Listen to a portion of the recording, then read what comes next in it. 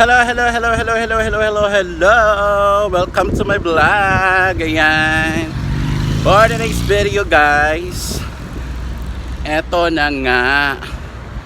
Kaninang umagang aga ko nagising. Dahil nagpunta ako ng Philippine Consulate. And kaso lang, actually kaya pumunta ako ng Philippine Consulate ng Embassy. May kukunin na sana ako na SPA. Ano ba yun? Special power, ano yun? Special power of attorney. Ano ba yung tama? SPA. Basta yun, SPA. So, ang nakaano is hindi ako nakakuha. Dahil ang mga taga Philippine Consulate is hindi na sila nag-accept ng walk-in. Kailangan talaga na nakapag online online appointment ka. So nainis ako dahil nung before na kumuha ko ng SPA na yan, walk-in lang naman ang nagawa ko noon. Kaya nainis ako dahil ngayon is online na. My God! Hindi sila maawa sa mga taong malayo pa yung pinuntahan, malayo pa yung bahay, tapos nagpunta lang doon para lang kumuha ng ganyang SPA. At saka ang daming tao doon kasi merong iba na nagpapa-verify ng kontrata nila para sa kanilang pagbakasyon. And 3 months din ang appointment ng iba. So ayun, alam nyo ba guys, na rapid toll po yan sila before dito sa Dubai. Ng ano na yan, consulate na yan. Kasi nga nadat na ni rapid toll po na ganyan yung online appointment na yan, tapos 3 months. Kailangan 3 months makapag-appointment ka kung uuwi ka ng Pilipinas. Ganon sila kahigpit. Kung tutuusin, sa pagkakaalala ko na kumuha ko ng SPA na yan, ang bilis lang naman, siguro mga 1 oras lang ako nagkuha, nagpila. Kasi nga hindi naman ganun karami yung kumukuha ng ganyang SPA. Unlike sa mga uuwi ng bakasyon or sa Pilipinas. Ganon. So ayun guys, no choice ako kasi yun nga ang sabi nila, online daw appointment. So pumunta ako ngayon sa kaibigan ko, magpapatulong ako kung paano mag-online appointment. Kasi hindi ka makakapasok doon sa Philippine Consulate kung wala kang ipapakita sa kanila na may appointment online ka. Ayun ang pinakamahirap. So kahit late na ako, actually 1:00 na ng tanghali, and pupunta ako doon sa bahay, sa salon ng kaibigan ko. Magpapatulong ako sa kanya kung paano magpa-register sa appointment online na yan. Kasi nga yung friend ko is uuwi din siya sa Pinas, magbabakasyon, and nakapag-online appointment na siya. Supposedly magkasama sana kami kanina. Kaso lang hindi kami nakita doon, hindi rin kami natuloy na magkita kaninang umaga bago kami magpunta doon. Hindi kami nakita doon sa consulate din kasi nga iba yung daanan nga sa dadaanan ko. Kasi siya, ang pinunta niya doon sa Philippine Consulate is para magpa-verify ng kanyang contract. And ako naman, kukuha ng SPA. So, iba yung tinatahak naming daan. Iba yung gate ko sa gate niya. Kaya, hindi ako makakapasok sa gate na pinuntahan niya. Pero siya, makakapasok siya sa gate na pinuntahan ko. Ayun ang kaibahan. Kaya, ayun, hindi kami nagkita. So akala niya hindi rin ako nagpunta. Hindi naman pwedeng hindi ako magpunta kasi kailangan nga. Kaya ngayon, nababaliw ako, naluloka ako kung paano ako makakakuha ng SPA nang biglaan kung may appointment naman. So nandito tayo sa labas ng salon ng kaibigan ko. So mamaya ulit guys, i-update ko kayo kung makakapag-online na ako. Okay, see you mamaya. So yun na nga guys, nandito na tayo sa Metro train station and nakapag-register na ako online para sa pagkuha ko ng SPA, Special Power of Attorney kumbaga, and nakaschedule ako on April 15 ng alas 11 hanggang alas 12 ng umaga. So ayun, babalik ako sa April 15. Napakahirap maghanap ng slot kasi holiday nga, 'di ba? Holiday sa Miyerkules yata, holiday. So ayun, and ang daming kuha ng slot ng maaga. So bilang-bilang lang pala ang pwedeng kumuha ng appointment. So doon tayo nakakuha ng appointment ng 15.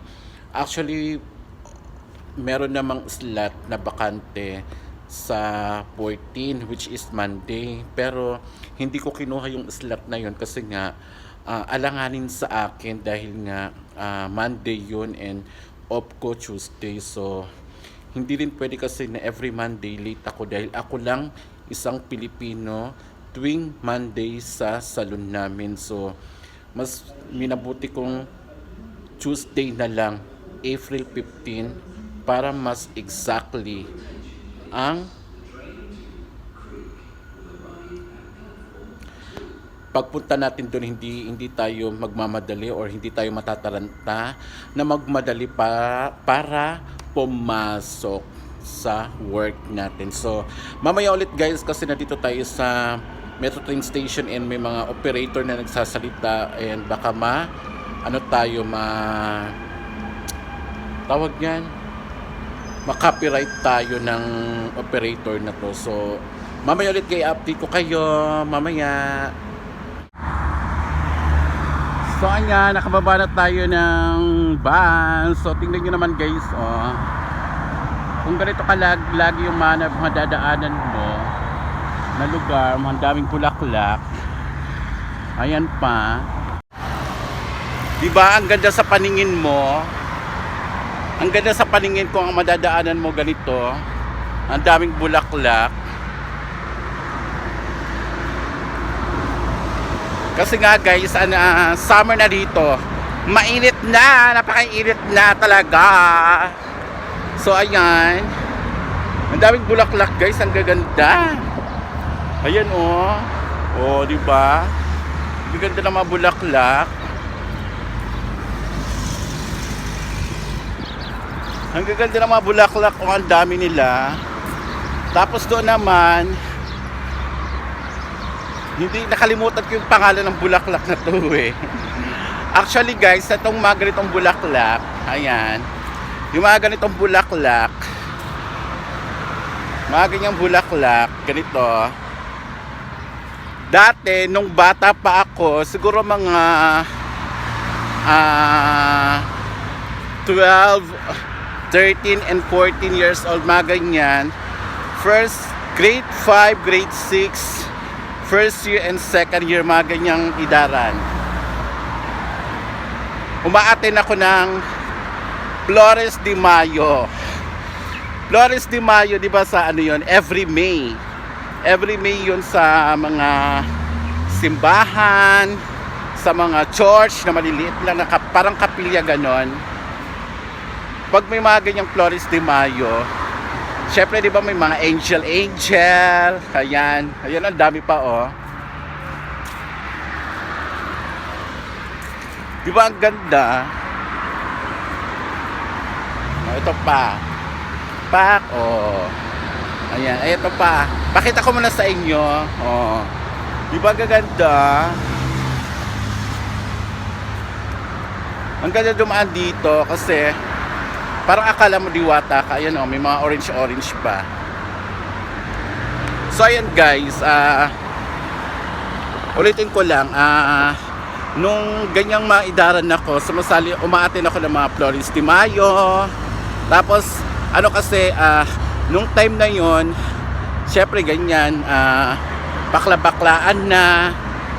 Tapos nagiging leader ng mga ganyan, ng mga yung prayer, mga ganyan. Tapos syempre, tapos yung mga nag-guide sa mga angel o ganyan, ikaw na magdadala sa letter M, kasi Ave Maria yun, di ba?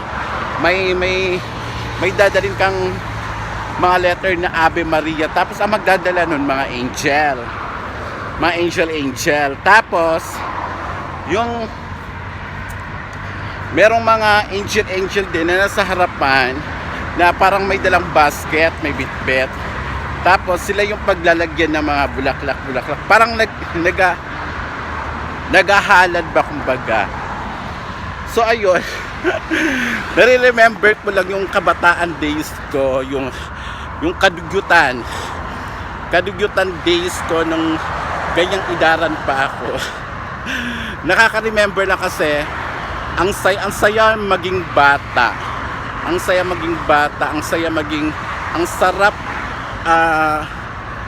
sarap alalahanin ang mga memories. Pero ang pinakamasayang memories ko, high school days. Alam niyo yan, mga batang 80s and 90s, ganyan 80s and 90s. Alam niyo ang pinakamagandang memories, elementary and high school life. Lalo na yung may mga, alam niyo na kung saan kayo gagala. Di ba sa mga high school days, yung parang meron na kayong mga SSG, meron na kayong mga Supreme Student Council, mga ganyan. Kumbaga yung parang meron na mga bullying sa school, meron lahat ng mga activities na pwede mong salihan sa salihan mo, lahat ng gusto mong salihan na activities sa salihan mo. Tapos nandun yung mga cutting classes, mga gano'n, di ba? Ganun yung mga memories na naalala ko. Pero ang sarap balik-balikan, ang sarap kumbaga maging bata ulit, ang sarap maging yung parang normal life lang na wala ka pang iisipin na mabibigat na problema. Hindi katulad ngayon na parang ganyan, ang dami ng obligasyon guys, kahit alam mo yun na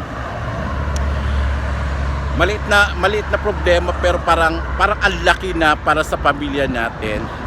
Ganyan. So kayong mga kabataan dyan na nandyan pa sa mga ganyang edad, i-enjoy nyo lang yung sarili ninyo kasi pag nagkaedad na kayo, tumanda na kayo, hindi nyo na matitikman ulit yan. Kumbaga mamimiss nyo na lang yan, yung mga ganyang moment. So enjoy tayong lahat, enjoy nyo ang kabataan ninyo. Huwag nyong madaliin ang pagtanda ninyo kasi kaming mga matatanda na gusto namin bumalik sa pagiging bata. Ganon. So ayun guys, nandito na tayo sa Tawiran. So one thing for sure na tatapusin ko na lang yung live ay vlog ko kasi medyo mahaba-haba na tayo. And mamaya siguro magla-live ako. And ayun, so anyway guys, thank you so much. Dito na po magtatapos ang aking vlog. Please don't forget to like, comment, and share. Lalo na sa inyong tawag niyan, sa inyong click sa bell button and please i-click nyo yung all para naman updated kayo sa lahat ng mga pinopost nating video. Thank you so much guys. I love you all. Bye. See you in my next vlog. Bye.